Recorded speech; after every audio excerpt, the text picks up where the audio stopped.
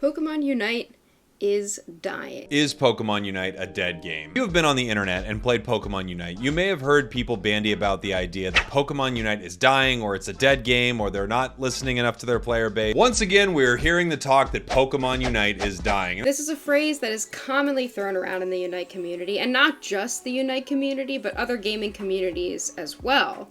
But I am a loser Pokémon UNITE player, so I can only speak on this from this perspective. Hi, by the way, my name is Husky, your resident content cat girl. Meow. I'm never doing that again. So throughout the life cycle of the game of Pokémon UNITE, many people have come and gone from the community. Some continue to enjoy the game and others don't, and some people do this for a source of income and don't really have a choice to stop playing. But what we're seeing is the following general trend. 1, Pokémon UNITE does something big.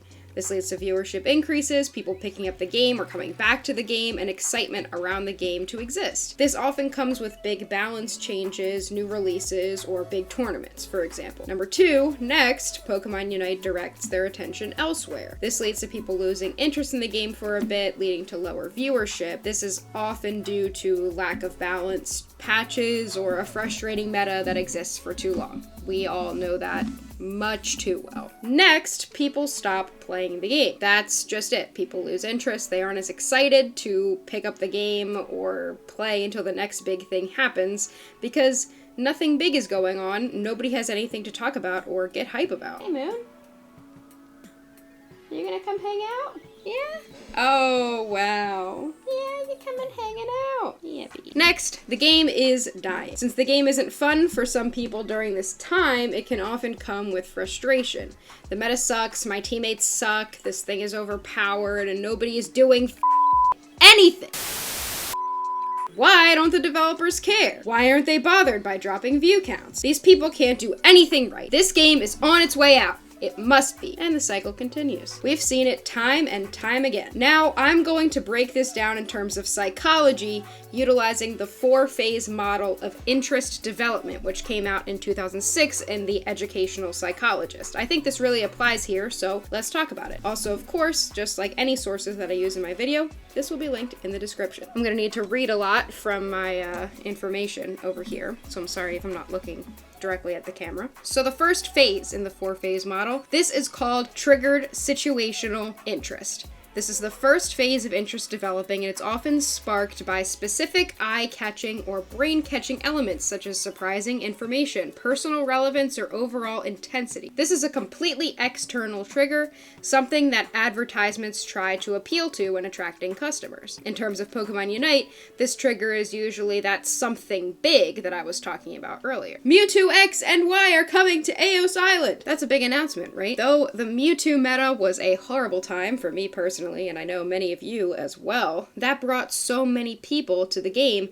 and had a lot of people talking about it. As we can see in the Google Trends, the UNITE anniversary events have generally been successful with this, as we see that Pokémon UNITE was searched more around the first and second anniversaries after Thea Sky Ruins was released and Mewtwo X and Y the following summer. This shows that Pokémon UNITE was definitely successful in that initial trigger of the player base's situational interest in this phase 1 of the 4-phase model. That's how it always starts for us, right? We all got into UNITE somehow, no matter what our trigger was. For me, it was my partner expressing that he wanted to play the game with me when it comes out, so the idea of developing a new hobby in my relationship was interesting to me. That was the first phase. Phase 2 is called maintained situational interest. So similar to phase 1, this phase is maintained externally through consistent triggers that keep someone's attention. This involves someone's attention being sustained for extended periods of time or repeating often. So going back to our Mewtwo example, not only did Mewtwo X and Y have to capture the attention of the player base, it also had to keep us interested so that players continue to press start battle so they can play it. The way UNITE did this was to make it really easy to pick up and play this Pokemon and make it extremely rewarding in terms of wins.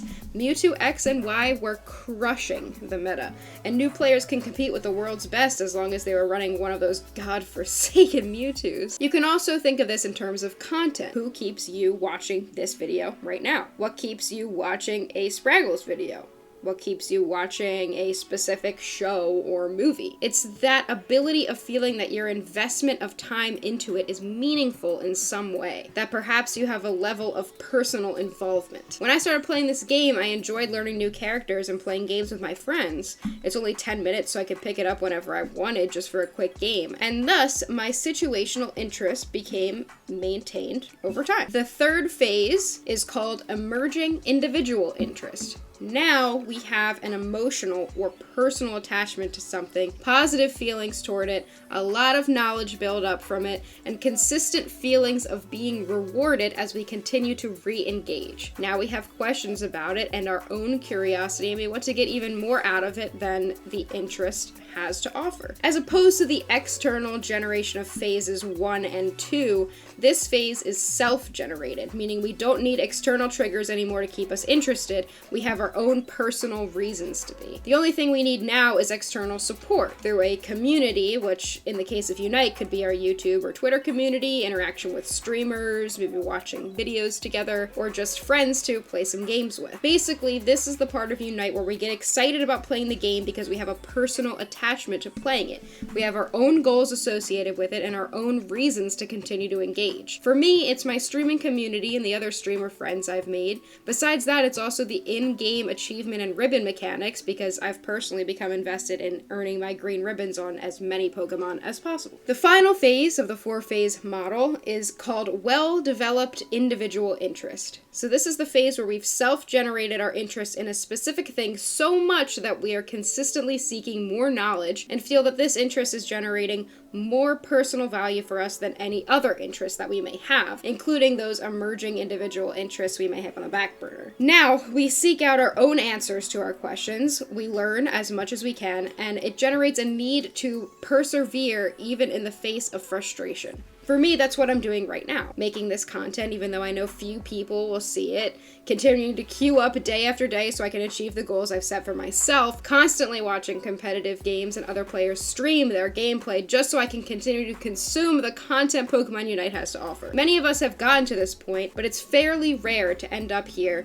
with any one interest. As you may imagine, each phase loses more and more people. Less people develop a maintained situational interest, even less develop an emerging individual interest, and even less after that obtain a well-developed individual interest. It's completely normal to fall off of an interest over time. It doesn't just continue to hit the same anymore. It's normal and it's common. That's the cycle of having an interest in something. While Pokemon Unite tries their absolute hardest to appeal to new players with triggered situational interests, they are no longer appealing to those with a well-developed individual interest. That interest can waver over time. There's no more to discover for them, no more to learn, no more to engage with. Many of us who have invested so much of our lives into this game feel empty. Maybe we feel that the game has been solved. Maybe we feel that we've reached our skill cap, or maybe we think we've seen everything the game has to offer. It's normal, and it's okay to be done with them. Now, let's shift our attention to the context of video games rather than educational psychology, to a 2012 paper titled How Players Lose Interest in Playing a Game, an empirical study based on distributions of total playing times. Now, this paper uses a lot of complicated math and science, but luckily, after years of research and engineering school, I can decipher it pretty okay. What they did in this paper is they took data from 5 different games of the shooter and action-adventure categories, so not exactly what we're looking for, but I think the results here still make a lot of sense in our context. And they fit the data into different types of data distributions to see if there are any specific equations that can be used to predict how long players will stay engaged in a game. And they found that yes, there is. There is a specific time distribution called the Weibull distribution, which follows a non-homogeneous Poisson process. Now that's a lot of complicated words, but here's an example of what that looks like. Basically, what this means is that over time, the number of hours played will taper off, following a specific equation that involves a specific constant rate as a function of time. Basically, all you need to know from this is that generally, the amount of time you will invest into Pokemon Unite is predictable by science, and it's going to taper off after a certain amount of hours. According to this study, it's between 300 and 700 hours. Crazy, right? So, is Unite dying or what? Honestly, Probably not. Using the information that I've given you in this video so far, Unite isn't likely to be dying. It's just that many of us with personal attachment to this game in the well-developed individual interest phase are mourning that the game isn't as exciting as it used to be. So according to another paper that came out in 2003, there are two main elements that keep players interested in video games. The first is competition and challenge. Unite has a competitive scene, but as I've talked about on quite a few occasions, getting involved competitively is often very gate-kept and requires a lot of time. On the other hand, the ranked mode is just not extremely competitive and doesn't require high skill to be successful, so it often rewards players with lower competitive ability. You could check out my